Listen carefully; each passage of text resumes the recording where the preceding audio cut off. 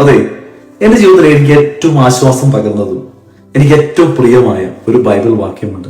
വാക്യം ഇങ്ങനെയാണ്: ദൈവം എളിയവനെ കുപ്പയിൽ നിന്നും ദരിദ്രനെ പൊടിയിൽ നിന്നും എഴുന്നേൽപ്പിക്കുന്നു. മാറ്റി നിർത്തുന്നതിനും വലിച്ചെറിഞ്ഞതിന്റെ ഒക്കെ സ്ഥാനമാണ് കുപ്പ അല്ലെങ്കിൽ ചാരം അല്ലെങ്കിൽ പൊടി എന്ന് പറയുന്ന സ്ഥലം. അവിടെ ചെന്ന് വീണത് ചിലരുടെ കണ്ണിൽ ഒരു വിലയില്ല എന്ന് കണ്ടതുകൊണ്ടോ അല്ലെങ്കിൽ ഉപയോഗിച്ച് അതിന് പുതുമ നഷ്ടപ്പെട്ടതുകൊണ്ടൊക്കെ ആയിരിക്കാം. അങ്ങനെ മാറ്റി നിർത്തിയതിനോടും തള്ളിക്കളഞ്ഞതിനോടും വലിച്ചെറിഞ്ഞതിനോടും ഒക്കെ ദൈവത്തിനൊരു പ്രത്യേക കൺസേൺ ഉണ്ട്, ദൈവത്തിനൊരു പ്രത്യേക സ്നേഹമുണ്ടെന്നാണ് ഈ വാക്യം പറയുന്നത്. ജീവിതത്തിൽ ഒരുപക്ഷെ നമ്മൾ ഒരുപാട് ഒറ്റപ്പെട്ടിട്ടുണ്ടായിരിക്കാം. നമ്മൾ പ്രതീക്ഷിക്കാത്ത സ്ഥലങ്ങളിൽ നിന്നൊക്കെ നമ്മെ ചിലർ മാറ്റി നിർത്തിയിട്ടുണ്ടാകാം. നമ്മുടെ സ്ഥാനം നമ്മൾ പ്രതീക്ഷിക്കാത്ത ഒരിടത്തുനിന്ന് ഒട്ടും വിചാരിക്കാത്തൊരു സ്ഥലത്തേക്ക് മാറ്റപ്പെട്ടിട്ടുണ്ടായിരിക്കാം. നിങ്ങൾ വിഷമിക്കേണ്ട. അങ്ങനെ ഒരു അവസ്ഥയിൽ കൂടെയാണ് നിങ്ങൾ ഇപ്പോൾ കടന്നു പോകുന്നെങ്കിൽ നിങ്ങളോടൊരു കാര്യം ഞാൻ പറയട്ടെ: ദൈവം ഈ കുപ്പയിൽ നിന്നും ഈ പൊടിയിൽ നിന്നും ഉയർത്തുക തന്നെ ചെയ്യും.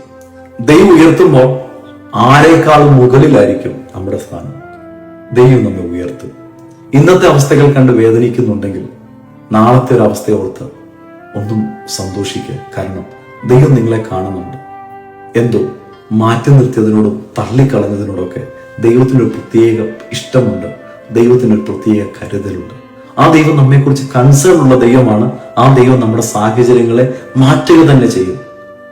നിങ്ങൾ ഒരുപാട് യാത്ര ചെയ്ത് നിങ്ങളുടെ ചിറകുകൾ ഒരു പക്ഷെ തളർന്നേക്കാം, നിങ്ങളുടെ തൂവലുകളൊക്കെ കൊഴിഞ്ഞു പോയേക്കാം. നിങ്ങൾ ഓർത്തേക്കാം, നിലം പതിക്കും, ഞാൻ തകർന്നു പോകും, തളർന്നു പോകും.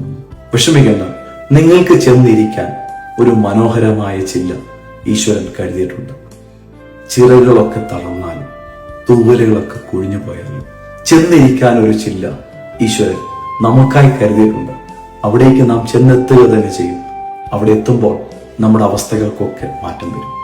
അങ്ങനെ ഒരു സുദിനം നിങ്ങളുടെ ജീവിതത്തിൽ പെട്ടെന്ന് സംഭവിക്കട്ടെ എന്ന് പ്രാർത്ഥിച്ചുകൊണ്ട് മറ്റൊരു വീഡിയോ അതുവരേക്കും വിട പറയുന്നു നിങ്ങളുടെ പ്രിയ സുഹൃത്ത്. അപ്പോൾ ബൈ.